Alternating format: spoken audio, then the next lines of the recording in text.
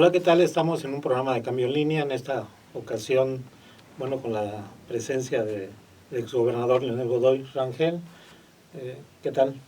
Buenos días, Yo Samuel. inicié con una pregunta, yo creo un poco de golpe, que sería que para algunos medios de comunicación, para algunos líderes sectores, gente que opina, parece que todo lo que sea godoísta como que ya está estigmatizado, como que ya está algo negativo. Bueno, yo creo que eso ocurrió como resultado de la guerra sucia que el gobierno priista que me precedió, que fue posterior a nosotros,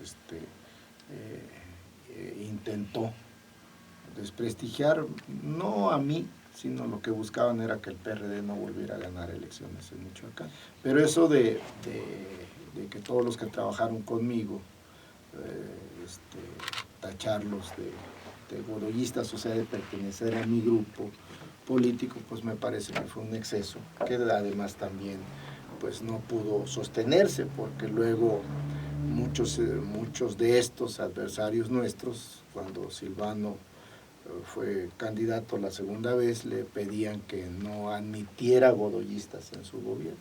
Y ahora pues es evidente que también con Silvano trabajan muchos que estuvieron en mi gobierno, pero eso no significa ni que fueron malos funcionarios, ni que pertenecían a mi grupo. En mi gobierno todas las expresiones del partido tuvieron espacio, entre ellos el propio grupo de Silvano. O sea, a ellos les tocó una secretaría, varias subsecretarías. El actual secretario de gobierno era el subprocurador en Zamora, en fin, muchísimos que fueron servidores públicos de mi gobierno, son ahora miembros del gobierno de Silvano, porque es natural, pues son perredistas, era un gobierno perredista y se tiene que aprovechar la experiencia de los que estuvieron con Lázaro y conmigo, y seguramente si vuelve a ganar el PRD o un partido de izquierda en el 2021, pues también van a seguir trabajando. De esa guerra sucia que hablas, ¿todavía hay remanentes, todavía está aguda o hay solamente remanentes o se está desvaneciendo con el paso del tiempo o porque no hay unas pruebas sólidas, contundentes? Bueno, yo creo que es todo, ¿no? Yo creo que es el paso del tiempo, también pues que no hubo nunca esa mentira de la deuda, por ejemplo. Yo creo que fue producto de un secretario de Finanzas ignorante como fue Luis Miranda, que vino de un cargo muy menor en Tlalnepantla, a ser secretario de Finanzas y confundió los activos y los pasivos, una serie de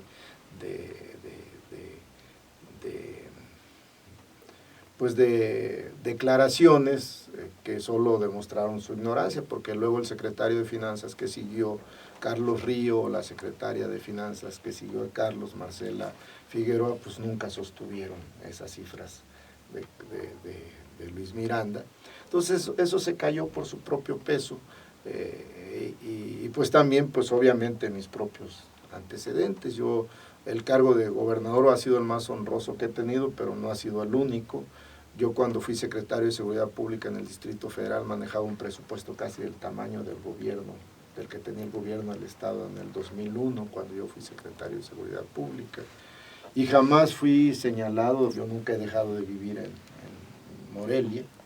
Voy seguido a México por razones de mis funciones de abogado, litigante, y también pues por ser miembro del Consejo Nacional del PRD. Entonces asisto allá, pero estoy la mayor parte del tiempo aquí en Morelia. Asisto a algunos actos, no a todos, tampoco voy a todos los actos ni del partido ni de gobierno. Yo tengo todavía una inquietud. Tú siendo gobernador tuviste una administración muy complicada, con muchos tropiezos por las diferencias con el gobierno federal.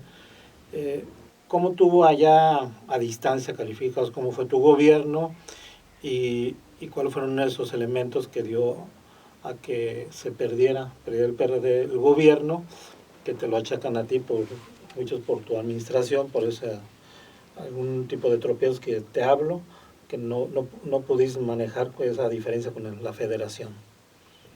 Bueno, yo creo que hubo 4 factores, en mi opinión, que tuvieron que ver con esa derrota efectivamente dolorosa. Yo soy un perredista no de hueso colorado, de hueso amarillo. Eh, Eso fue muy difícil, pero también yo soy un demócrata convencido. Incluso a pesar de las formas que en aquel tiempo no teníamos pruebas, que ahora sí existen, pues yo resolví reconocer el triunfo de Fausto Vallejo.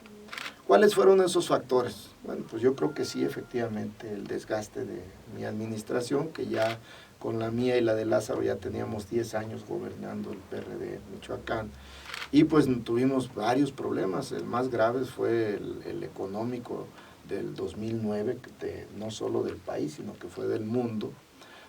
La confrontación con el propio presidente Calderón, que pues desde que su hermana quiso o tomó la decisión de ser candidata y de ser gobernadora, que sin ser hermana del presidente hubiera sido legítimo, porque ella es una michoacana dedicada a la política, pero tenía esa dificultad de ser hermana del presidente. Nunca en la historia de esta. Otro factor importante, pues que no hay que olvidar que Fausto era un candidato de mucha fuerza en el estado. Haber sido 4 veces presidente municipal de Morelia le dio una fuerza mayor, porque fue contendiente mío en el 2006 y no tenía la fuerza que tenía ya en el 2011 como candidato a gobernador. Por el otro lado, Silvano del 2011 no era el Silvano del 2015.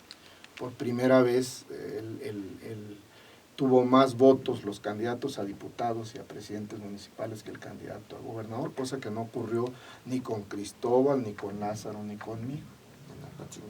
¿A qué se debió? Pues a que salió el crimen organizado, a amedrentar, a impedir que los operadores, los movilizadores salieran ese día a llevar a la gente a votar, y al candidato nuestro lo hicieron que saliera huyendo de Apatzingán. Ese es un ejemplo de las decenas que hubo en ayuntamientos del estado.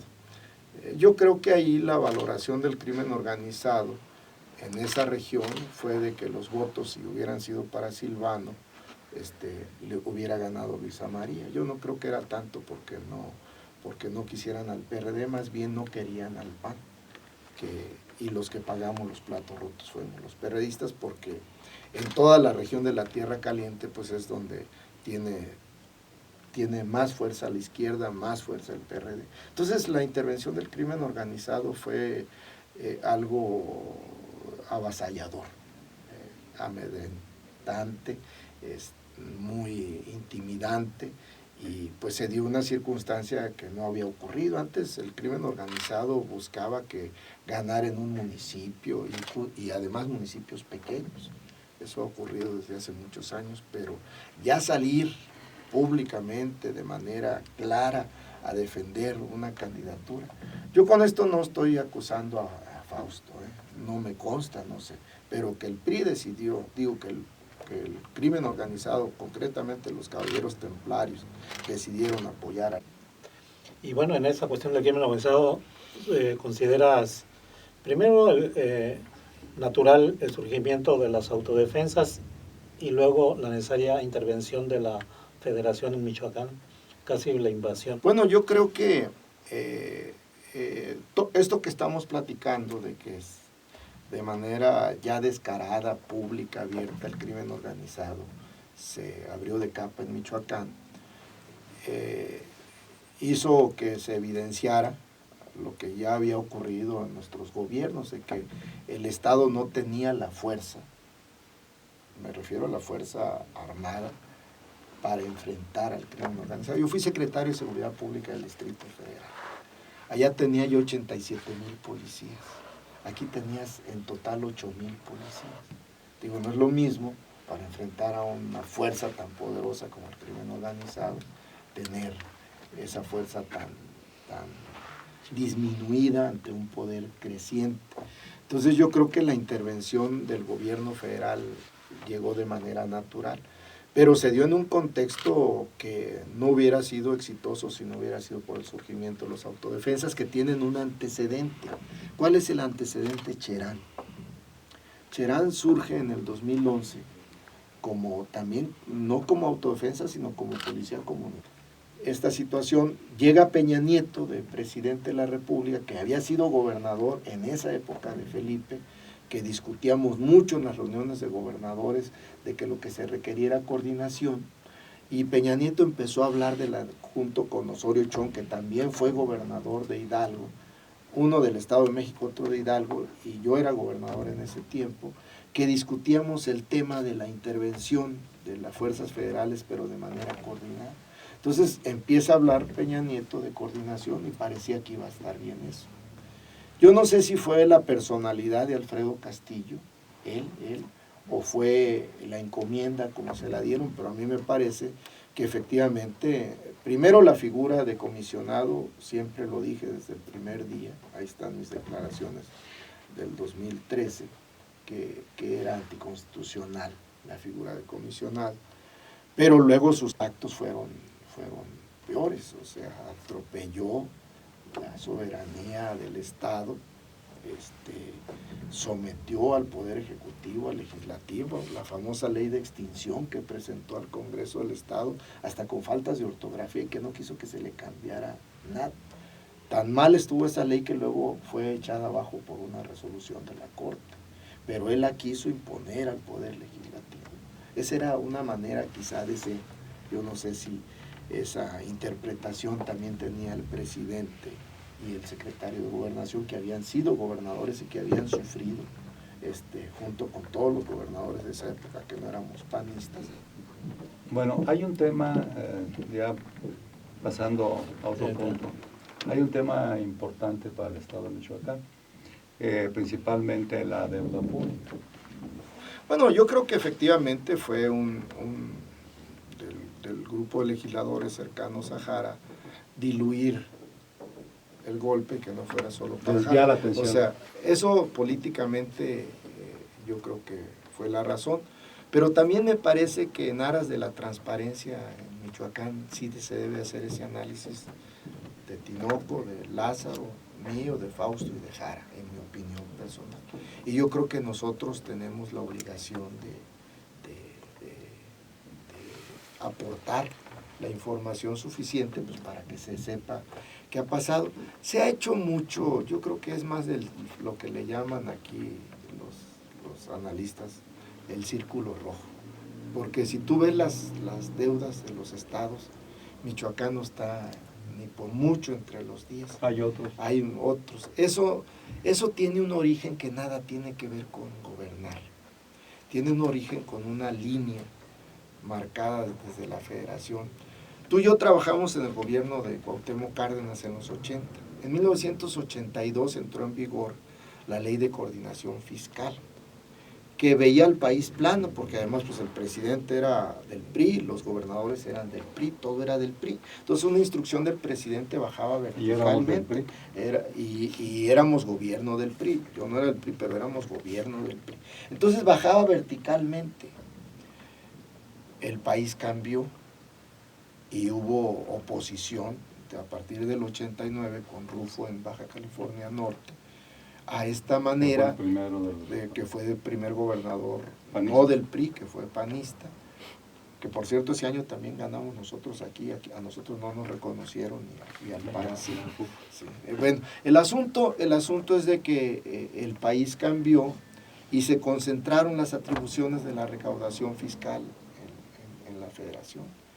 Se dio soberanía en la firma de esa ley de coordinación fiscal. Los estados cedimos soberanía. La mejor prueba es el presupuesto de 83 de Michoacán. Se componía, yo no sé si eran 7,000 millones de pesos, pero ponles 7,000. el 80% eran participaciones federales y el 20% eran de ingresos propios. Cuando yo regreso, yo fui secretario de gobierno, cuando yo regreso en el 2002 con Lázaro, ya las participaciones federales eran 95% y solo 5% de ingresos propios. Muchos dicen, no, pues es que no ha funcionado el sistema recaudatorio estatal. ¿Será cierto eso? Yo pongo de ejemplo el Distrito Federal. Yo fui secretario de gobierno del Distrito Federal y veo el sistema muy parecido. Pero allá es 43% de aportaciones federales y 57% de ingresos propios. ¿Fue por eso? No, la razón es la Ley de Coordinación Fiscal, que no se aplicó en la Ciudad de México porque en ese tiempo era un departamento del Distrito Federal, del gobierno federal, y no suscribió la Ley de Coordinación Fiscal. Ese fue el primer golpe a la soberanía de los estados y a la pérdida de capacidad económica. El segundo fue el Acuerdo por la Modernización Educativa de 1992. Se pasó la obligación a los estados y se dejó la atribución, la federación, al puro estilo centralista.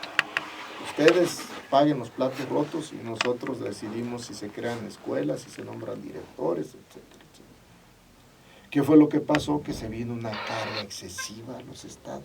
Otro ejemplo claro en eso es el Distrito Federal nuevamente. Por eso cuando yo vengo para acá, que yo había sido secretario de gobierno de la Ciudad de México, pues veo con nitidez el asunto. La Secretaría de Educación Pública en el Distrito Federal es una secretaría chiquita. ¿Por qué? Porque allá no pagan la nómina. ¿Y por qué?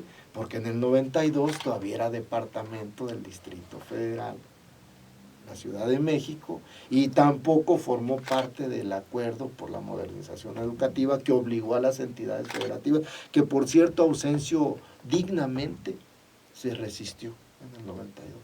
Por eso aquí se impuso hasta el 94, cuando ya obligaron casi a Ausencio a firmarlo. Pero fue, yo creo, si no fue el último, fue de los últimos estados que firmó. Pero el Distrito Federal nunca lo firmó y por eso pues no tienes esa deformación presupuestal que significa el 70% de la nómina, 70% de la nómina del Estado es de educación y el 50% del presupuesto global del Estado es para educación, que estaría bien, pero siempre y cuando tú como Estado resolvieras los temas de educación, no que solo pagas, solo eres un pagador y allá toman las decisiones, no, la política. Ahora que llegó Peña Nieto, que también lo vive, el Estado de México tiene el mismo problema, Nuevo León, los estados ricos tienen el mismo problema que Michoacán o que Hidalgo. Bueno, pues te agradecemos, Leonel, y estaremos pendientes a la próxima. Gracias.